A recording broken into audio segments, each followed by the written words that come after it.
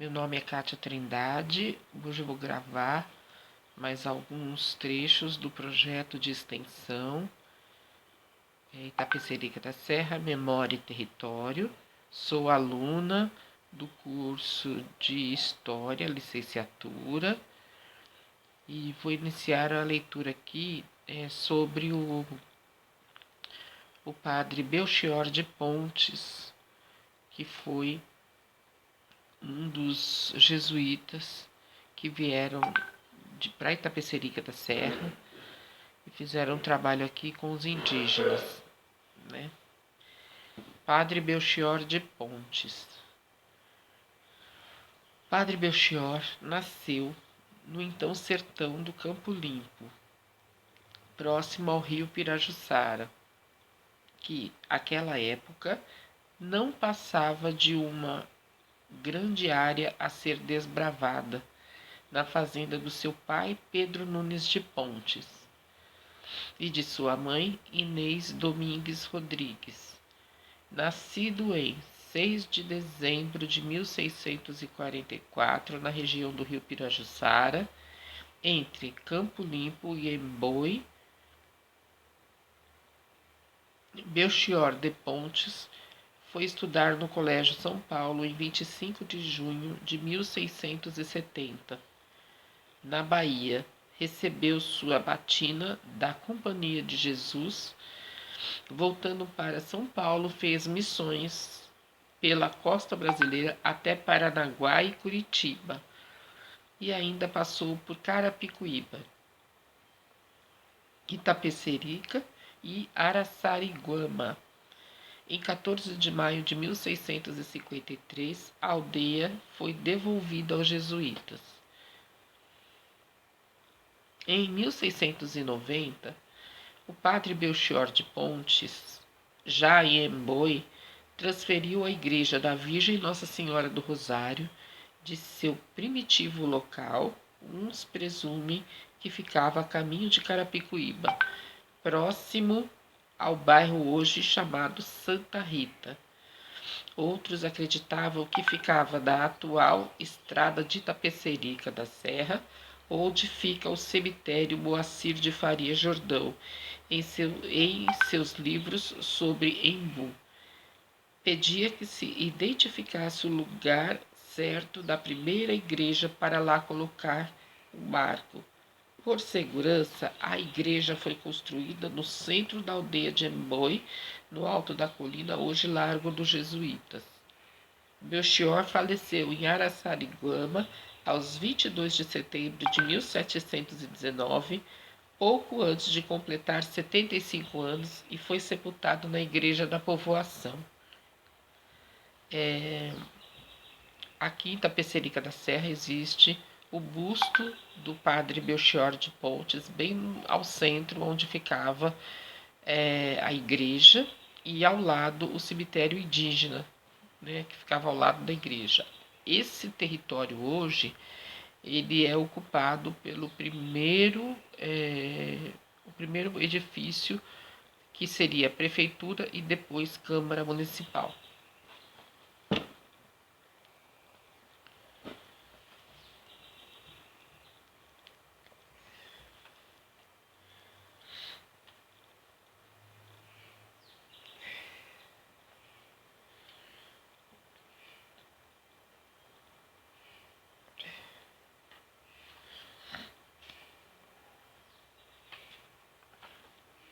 A Companhia de Jesus.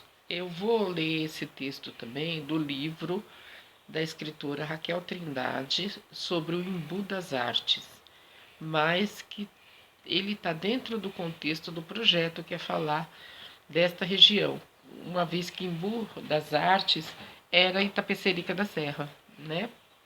Então eu vou mostrar até o livro para vocês aqui, que o nome do livro é Conto, Canto e Encanto, a minha história em Embu, de Raquel Trindade. Então esse aqui é o livro que eu estou lendo, tá? Vou ler um pouquinho também aqui sobre a Companhia de Jesus. A Companhia de Jesus foi fundada por Inácio de Loyola Ingo como era chamado na Espanha, onde nasceu. Reuniu-se com seus amigos com o lema para maior glória de Deus, pelo fortalecimento e caráter dos catequizados. Os catequizados não aceitaram a vida contemplativa que muitos padres queriam. Sonhavam com uma vida missionária, uma cruzada para a evangelização. Os jesuítas, mesmo dentro da Igreja Católica, tinham muitos adversários. Inácio de Loyola foi perseguido e preso em Alcalá. Ele e seus companheiros mudaram para Salamanca e depois para Barcelona. Com tantas perseguições, resolveram ir para a França. Em 1534, fundaram a Companhia de Jesus, que foi aprovada em 1540 pelo Papa Paulo III. Em 17 de fevereiro de 1538, de Paris, Diogo de Gouveia o Velho, responsável pelo Colégio de Santa Bárbara em Paris, recomendou que Dom João III de Portugal que enviasse os jesuítas para a catequese nas Índias. Dom João III gostou da ideia e mandou-os não só para as Índias, mas também para o Brasil.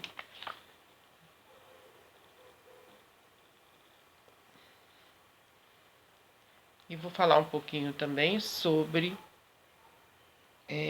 Marquês de Pombal, que substituiu o governo jesuítico, né, o período pombalino, onde todos os jesuítas foram expulsos do Brasil.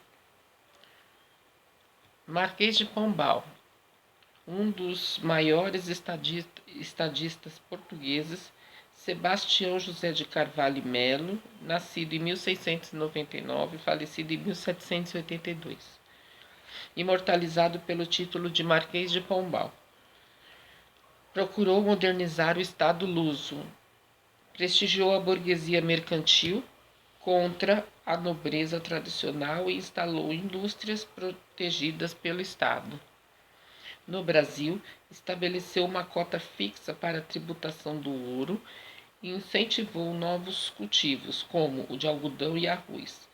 Proclamou a liberdade dos indígenas brasileiros pelas leis de 1755 e 1758, piorando em suas relações com os jesuítas, que catequizavam os índios. A disputa terminou com a expulsão da Companhia de Jesus das colônias em 1759, e o que obrigou mais de 600 padres a se retirarem do Brasil. Esse era o contexto da época e que também influenciou o aldeamento de Tapecerica da Serra.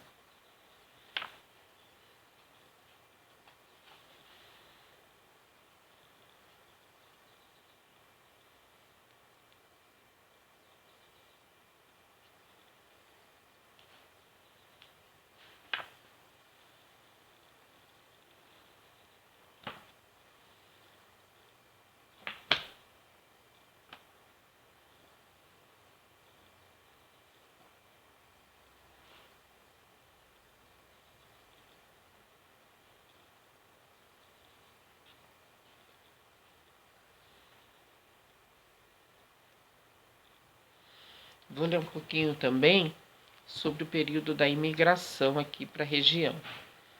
No período colonial, nos séculos XVI e XVIII, a região Nordeste foi grande produtora de açúcar, o sustentáculo econômico da coroa portuguesa, e para lá se dirigiu grande massa de escravizados, vindos da África para trabalhar em engenhos altamente produtivos.